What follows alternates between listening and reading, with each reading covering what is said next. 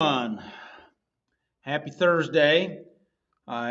Speaking about Thursday, I hope everyone had a good Thanksgiving day and that you recognized all the things that we have that we should be thankful for, and that it's really uh, good to be thankful for. So, anyway, I'm Doug Wilkerson with an encouraging word from Doug. I'm with Central Christian Center here at Joplin, Missouri, and also Saturday Night Live Life Recovery Ministry. Both the church and all of our ministries, including SNL, is we desire to try to help you to try to make your life better, to give you some tools to uh, to deal with the messiness of life, and life is messy. There's a lot of things going on. It is a challenge, and we have to learn to take our personal responsibility and deal with life um, with the help of the Holy Spirit, God's Spirit, to be with us, to uh, to be overcomers, to be victorious. And if we're passive, if we if we lie down, if we check out, if we numb out, um, if we disappear, in the sense of withdrawing from life, then life will just close in on us and eat us up. Now, some of us have had issues of trauma and problems and issues, and all those things are not us. That stuff that's happened, that's not us. That's stuff that happened to us. But that's not us. That's not who we are. We're way more than what happened to us. We're way more than yesterday or a year ago or when I was a child. In fact, all those things came into our life, if you can believe it.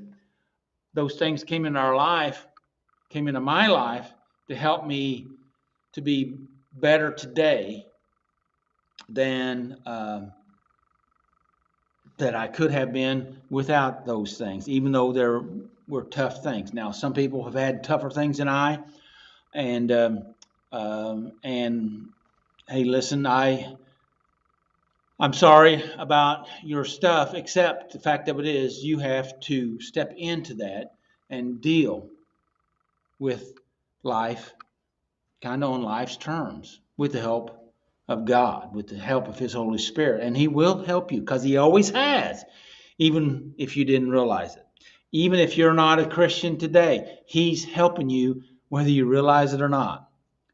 We can recognize that stuff better looking back than we can looking forward, because He is always there assisting us, and He makes it better. Today we're going to be talking about, did Jesus set boundaries?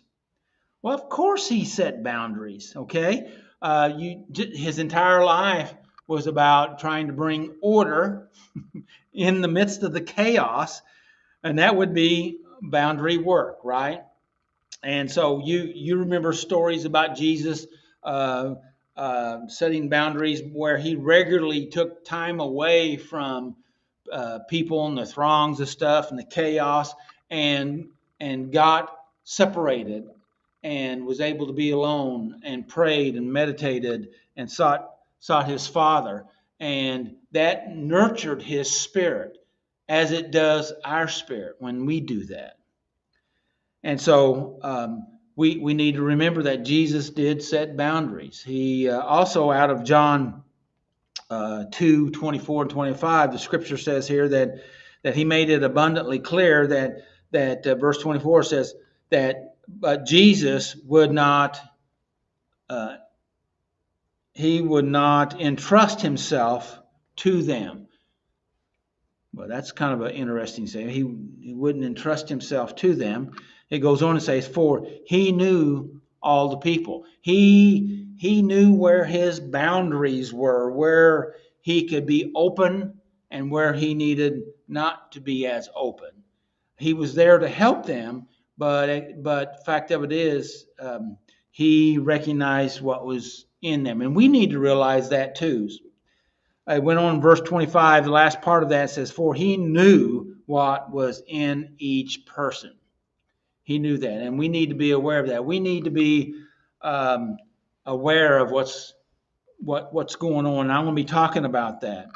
The first tip that I want to share here is that boundaries are a form of self-care. Think about that for a second. I'm going to repeat it. Boundaries are a form of self-care. Boundaries is taking care of yourself. It's also beneficial for everybody else, but if we don't take care of us, then we won't have us to be able to give to others. So boundaries is a self-care issue, and we need to have healthy boundaries. And we'll talk about boundaries and how we do that as we go further along. In fact, next week I'm going to be talking about something from Henry Cloud about six ways to develop have boundaries with your families, particularly around holiday season. But I'm starting with this week because a lot of people have questions about boundaries. I had somebody say this week, says, Doug, you've taught us about boundaries for a lot of years, and said, and we wish that we would have listened and learned them back then, but now we're starting to get it. It takes time sometimes because you have to change your perception, because we've always been doing things the way that we've been doing them, and so we're stuck in our own stuff because we only can see through our perception, and our perception oftentimes is distorted. So first tip is boundaries. Boundaries are a form of self-care, taking care of yourself. You have to take care of yourself. Now, I know earlier in my life, I didn't take care of myself, and probably I could do better even now. But basically, I just, because of my own stuff going on in me, I just kind of used overwork as a method of dealing with my own thinking, and just and the fact of it is, I finally came to the place where I said I have to set boundaries on myself, and I have to set boundaries on others, and do that in an appropriate way. And we'll be talking more about that, to be healthy, mentally healthy, emotionally healthy, spiritually healthy, socially healthy, financially healthy. All those things are important for us to grow in. I say this, saying that I say, I don't remember the last time I said it on here, but this is the saying: if you don't learn to control yourself, if we do not learn to control ourselves, we will find ourselves in a place that somebody will have to control us.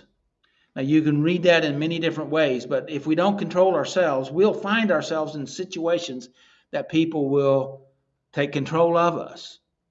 And sometimes, and I thought about this in the realm of boundaries. If we don't take control of ourselves and set these healthy boundaries, then we'll allow people to control, manipulate us, and push us around emotionally, or even somewhat in a physical way, making demands and pushes and guilt and shame and all those things. And and it's hard to grow in these areas, but we have to start someplace. Like this person said this week, you've told us, but it's taken us all this time to begin to develop this. So anyway, hopefully this will be helpful to you. I want to start off with a quote by Brene Brown, which I like Brene. I haven't actually followed in her stuff in the last couple of years, but I like Brene. I like where she's at. She is a professor. She used to be she may still be a professor in a university in Texas, and she was a researcher, actually a grief researcher. And so this is what Brene says: daring to set boundaries is about having the courage to love ourselves, even when we risk disappointing others. We have to set boundaries. even though we're afraid it will disappoint. That's one of the biggest things, is that people are afraid that they're going to disappoint other people. But see, we treat people how to treat us. We teach them. We teach them what to do with us, how to deal with us. And when we make a change, then we've taught them one way, and now we've made a change, and they're not so apt to change. Of course, we're not so apt to change either, but it takes a process. It takes continuing to be and working on that change and becoming that change. But here's an exercise that can help you in this process. And you start off by taking a piece of paper and writing down on this piece of paper some things. Ask yourself some questions. Okay, questions like, what makes me feel uncomfortable? Oftentimes we feel uncomfortable, but some of us have overridden those feelings. We've denied ourselves. We've pushed our own self down.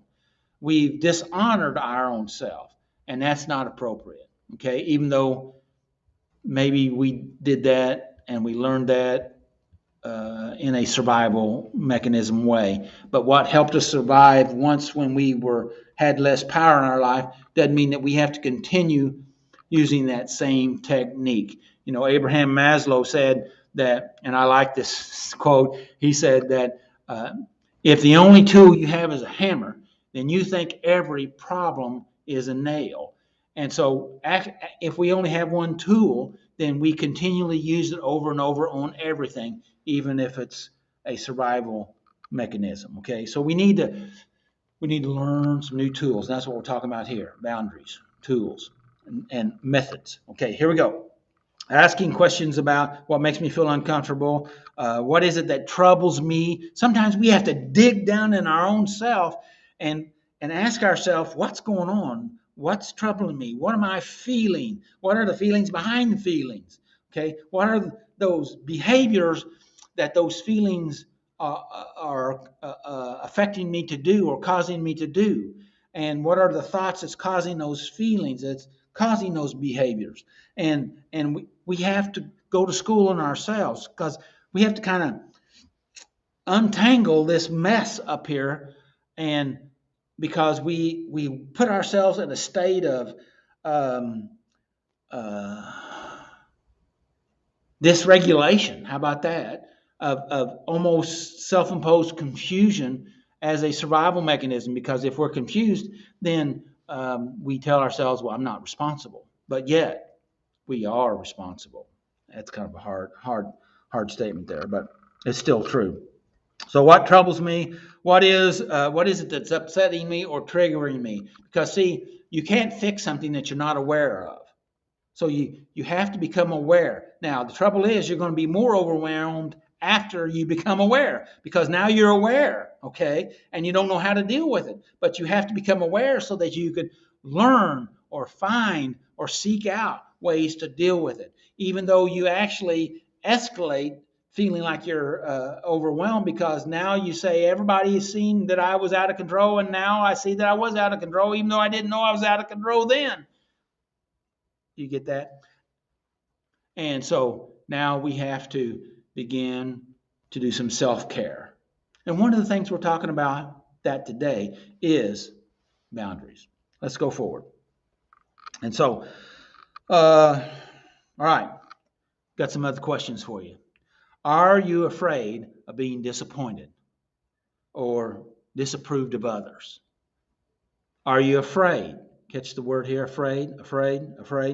Are you afraid of being rejected or being not accepted? Huh? Are you afraid of being excluded? Okay, excluded. Afraid. Next one. Are you afraid of being made fun of or laughed at? A lot of things. I've known some really intelligent people and very skilled people, very sharp people. That I had this one fellow that I just really thought a lot of him, and he said, Doug, I only do those things that I'm confident that I can do. So So basically that nobody can laugh at him. And the reason why, in my opinion, he's passed away now, but the reason why I think he was that way because as a child he was made fun of and ridiculed. But he was very intelligent, very creative in an arts type of way, and knew nature and animals. And in fact, later in life, he worked in the forestry service. So did you notice the different things? Afraid, fear, fear, fear. It's about fear. Fear stops us. Fear holds us. It grips us, grips our heart. And if and our natural response is to avoid pain and seek pleasures. And when fear grips us, we want to avoid it. We want to deny it. We want to numb it out. We don't want that. But the fact of it is, if we're going to grow as human beings, as citizens of this world, of spiritual beings, we have to be willing to step in to these situations that feel hard, but they're extremely healthy to be able to grow. If we continue cut and hide, run from our fear, then we will continue to back up, and come to the place that we just get smaller and smaller, and we come to a place that we just feel like there's hopeless and there's no reason to go on. And that's because we let fear back us up, in my opinion. Let's go on. So how do we deal with fear? All right. And I know this is a little bit off the topic of boundaries, but I think it's a way that we something we need to look at real quickly. I got 10 things I want to just touch real quick about, because if we're afraid, we can't set boundaries. Okay, we have to be willing to deal with our fear. 10 ways to fight your fear. Okay, all right. Take time out. Okay, take a moment. Think about it. Breathe. Take 10 deep breaths and refocus. That I like what Dr. White used to say. He says, you recognize the fear, but you go ahead and you choose to go forward. Do it anyway. Breathe through the panic. Okay? All right? Breathe through the panic. Breath is so important because one of the things that we do when we get afraid, we stop breathing. We hold our breath. We clench up. Okay? And so breathe. When we get oxygen up there, then we start to be able, hopefully, think more clearly. Okay? Number 3, face our fear, which I've already touched on. And many years ago, I decided the fact that I knew where most of the time I needed to go because it was where my fear was. I needed to go towards my fear and not let fear master me, but do my best to master it.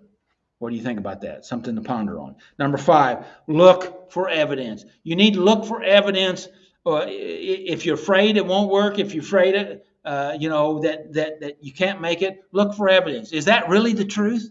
Is that the truth? How do you know? What's your evidence? What's your evidence that it will work? Okay? Look for the evidence. Okay? It's there if you're willing to look, if you're willing to be open, but you got to breathe, you got to get the blood going to your brain so you can think logically and look for evidence. That's so important to build your, what I call an evidence faith wall of things. That will encourage you and strengthen you, enable you to move forward because you have something to move towards, and your fear's not gripping. You'll still have some fear. You'll never eliminate fear, but you can manage it in such a way that it has less control over you. Okay. All right. Number 6, don't try to be perfect. Just do your best. And if you do your best, you can't do any better than that. Even if your best is not as good as somebody else, it's all right. If you continue to do your best if you continue to keep working on it, don't try to be perfect, because uh, uh, there's no perfection in nothing here in the world. And in fact, in the scriptures, when it talks about be perfect as I am perfect, that's talking about maturity. Be grow and mature. And even though you're maturing, a apple that is just now budding out, even though it's not fully mature, it is on the process of maturing. And if it continues to grow and to mature, it will eventually become a large red apple or a green apple or whatever it's supposed to be. Number 7, visualize a happy place. This is so important, and some people would kind of just poo-poo this, but the fact of it is, we need to see ourselves in a good place, see ourselves in a way that we're able to. If you can't see it, you'll never obtain it. Okay, if you can't visualize it, if it's outside your ability to do that, do what you can. Okay, I had a fella that came up for prayer here a while back, and I told him to see what it is that he wants to see, and practice on that instead of being afraid of what he don't want to have in his life and focusing on that. Let's focus on what we want. I do that all the time. Oftentimes when people ask me about healing, they come up and I ask them, well, what their picture of that. They can describe what they see in their head, and if it's a problem or it's cancer or whatever, they can see all of that. And I ask them to shift their thinking to start to see healing go in there, see that the blood go in there, begin to change that picture that they have developed. Because if you continue to see what you don't want, you're going to get whatever it is that you're focused on. Does that make sense? They say this: whatever thought you think on gets larger, bigger, stronger. Let's go forward before I run out of time, and I am running out of time. All right, so the happy place, safe place, okay? And it can be real or imaginary, okay? Wherever you can get focused on. Number 9, and we're talking about ways of fighting fear. Number 8, talk about it, okay? You have to be able to come to terms with what's going on, all right? But my suggestion here is don't just stay with finally coming to realization, hey, the thing that has gripped me here has been fear of failure, fear of not being enough, fear of insufficiency, fear that I'm not smart enough, whatever it is. And then you need to begin to say, wait a minute, is that fear true? Is it operating off of actual evidence? Yeah, there's pieces of things that I've made mistakes in the past, but the fact of it is I've learned from every situation. And even when I didn't think I could make it, I got from there to here, and God helped me to do that. And if God got me from here to here, then He'll get me from here to the next place. My biggest deal is I need to not sabotage myself. And you need to not sabotage yourself either. Okay, go back to basics. Man, there's been many, many times in my life that I got overwhelmed and maybe I got off track, and I said it this way, okay? I said, where was it that I knew I was supposed to be? What was my last order that I knew that I got from God that I needed to be? And I knew I was good there. If nothing else, go back to your basics. There's people all the time in recovery that they had a set of principles that they were working on and a pattern and habits that they built, and it made them better. And then they stopped. And then they kind of floated out there in the sea of life, and they stopped feeding themselves, whether it's on scriptures or whatever. They stopped nurturing themselves. They stopped having self-care, and things turned upside down on them. So we had to go back to where as Mac Evans used to say, go back to where you lost your purse. Okay, go back where you know where it was, and then go from there. Just some thoughts. Number 10, reward yourself. Okay, you need, every time you have a success, you need to reward yourself. Okay, either with, oftentimes in my office when people come in, they do something good, I'll reach across my desk and shake their hand, and I'll say congratulations, and because I want to mark the successes with them, and I want them to begin to mark their own successes, because we will notice and exaggerate and build up our failures, but oftentimes we let the successes go right away. We just let them flutter by. So we need to be grateful for the good things, and when we do that, it builds us up and strengthens us. Okay. Another quote by Don Brown. It says, "Boundaries are a simple term." Boundaries are, in simple terms, a recognition of personal space. Okay, we need to recognize our personal space, and that we have a right to have that. And hey, we can invite anybody into that personal space, or we can say, "Wait a minute." No, I've had people that were upset, and even in church, upset, and I had one person come up and kind of slapped me, hit me on my shoulder here, and rather hard, because they were upset. It wasn't me, and I just told them, "Don't hit me." Okay, and I said, you need to keep your hands to yourself, and that may sound harsh, but I needed to set a boundary there with them. Okay, and I wasn't trying to be harsh, but I was trying to be firm. Okay. Okay. Tip number 2: communicate the boundary with kindness. This is so important. Sometimes when we try to make a shift, we have to use anger. We think we got to be mad about what we're doing, and be angry about thing, because we're trying to push over our own fear. And I understand that, and you will do it wrong, because we all have done it wrong. But you have to get to that place. But the priority is do it kind. They have a saying: 3 things in life that are important. Number 1 is to be kind.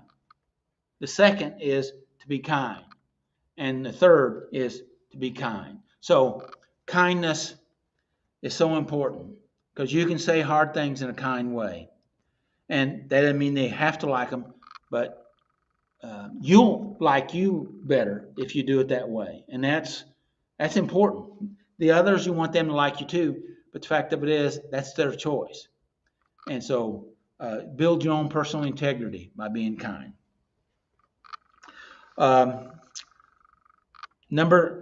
Tip number 3: have a plan if boundaries are crossed. Okay, if somebody crosses your boundary, you need to have a plan. You need to have an idea how you're going to deal with it.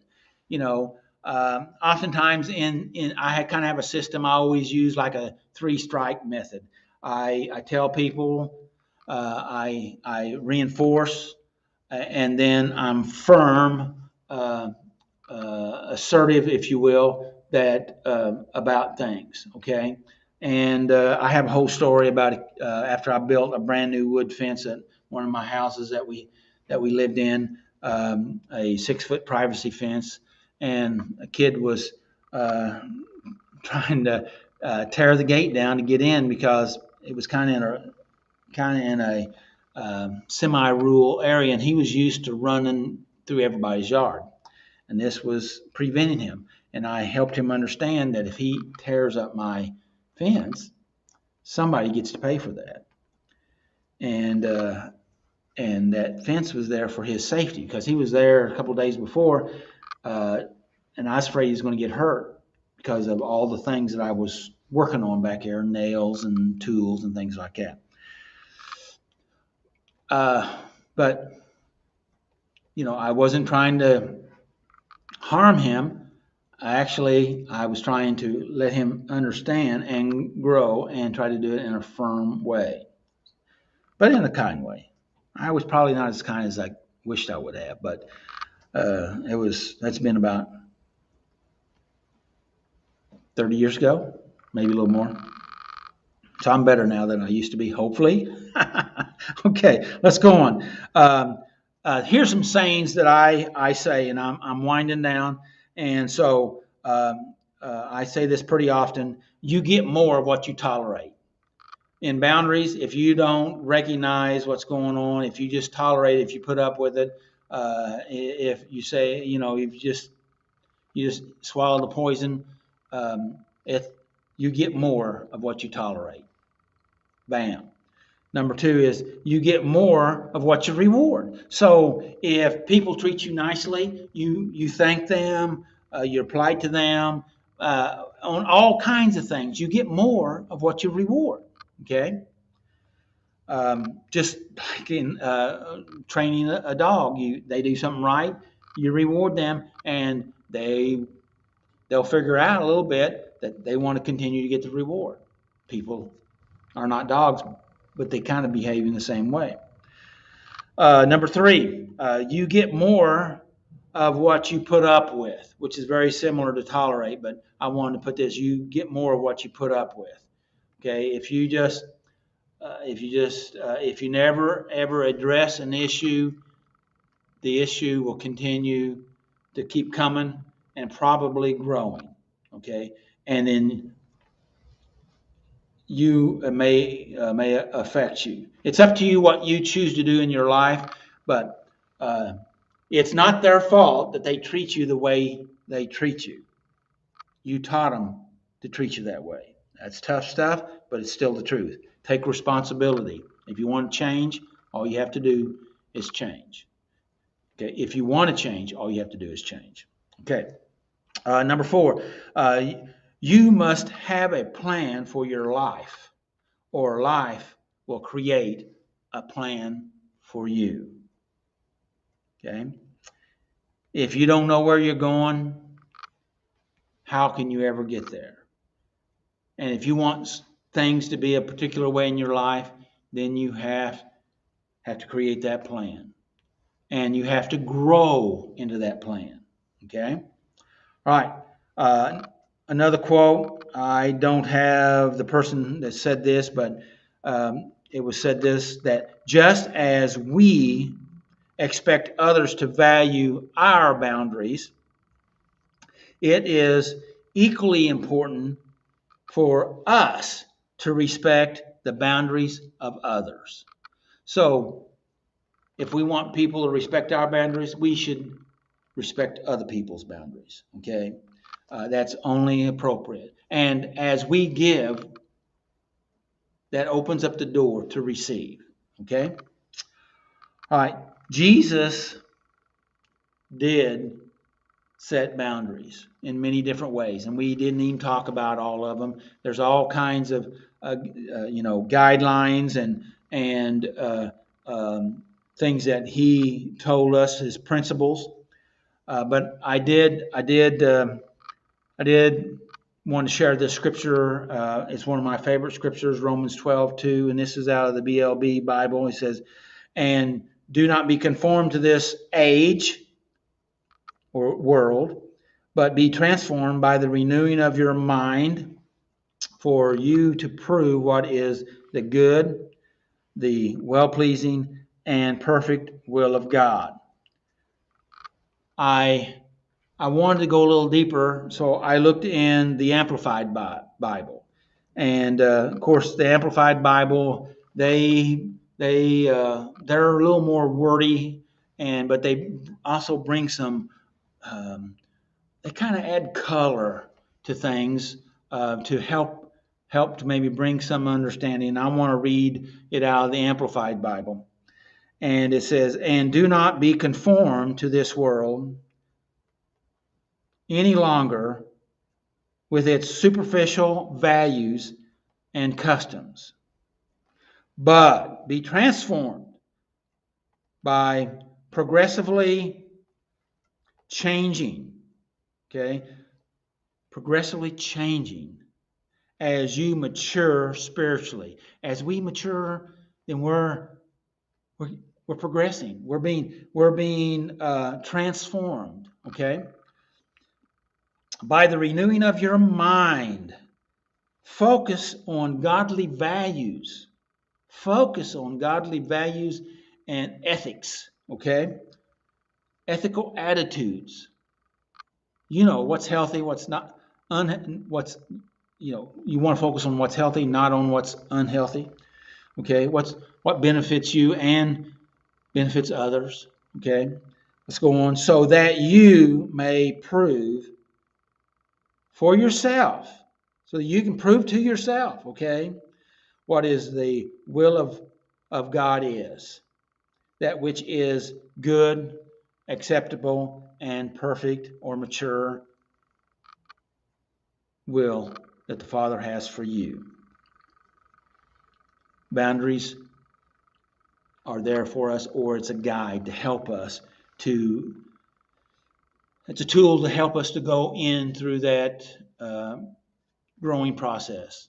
If you put a fence around your yard and it has a gate in it, probably has more than one gate, you can let people in that you want in, and it tells other people that this is this, you got access on the outside, but you don't have access on this side. And yes, you may have to police your boundaries, because if you don't police your boundaries will be overran. Okay. All right. So in closing here, sometimes we have to be willing to stop playing God with people, because we need to let God be God, and in our life that we're able to let God be God in our life and in other people's life, because we're always worried about fixing stuff, or that we're going to make somebody upset at me because I'm trying to make healthy choices. If people have a problem with you making healthy choices in your life, if you've done it in a kind way, and I know sometimes it's a shock, but just you have to grow up sometimes. You just have to grow up. We need to grow up and take personal responsibility and take control of our life and allow that we've always wanted and God wants for us to grow and mature. So anyway, remember tip number 2, and that is communicate boundaries with kindness. Kindness, kindness, kindness. And let the peace of God rule in your heart.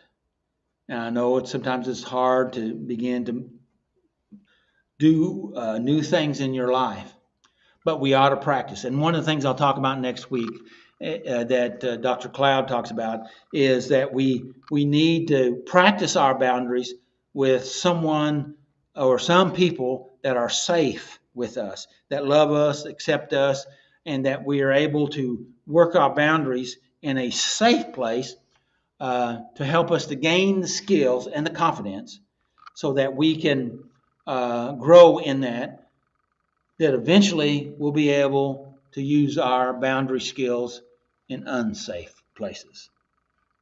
So for today, I just want to say thank you.